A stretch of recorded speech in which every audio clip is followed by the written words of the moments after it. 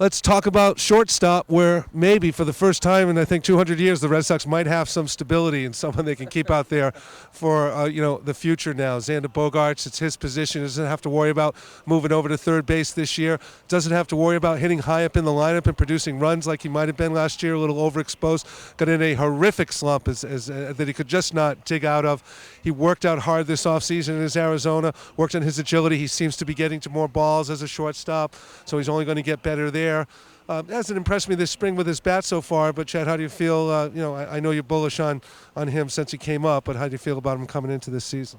Yeah, I expect relatively big things. I mean, all of our expectations were exaggerated last year because of how good he was in the World Series.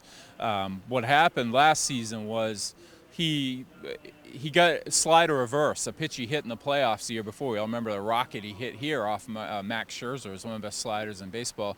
Got in his head last year, and it ended up with a 3-month slump in the summer. He came out of it a little bit in September, hit over 300, but the telltale sign to me that Bogaerts is becoming the player we believe he can be, and I still have tremendous faith in him, he's only 22 years old, is if he starts taking a few more walks. He didn't walk in September.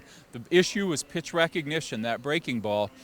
He can't guess at it. He needs to be able to identify it. And if we start seeing him get on base on tough pitches like he did in October 2013, that is going to be the sign that he's fulfilling that vast potential. And I do expect it to happen.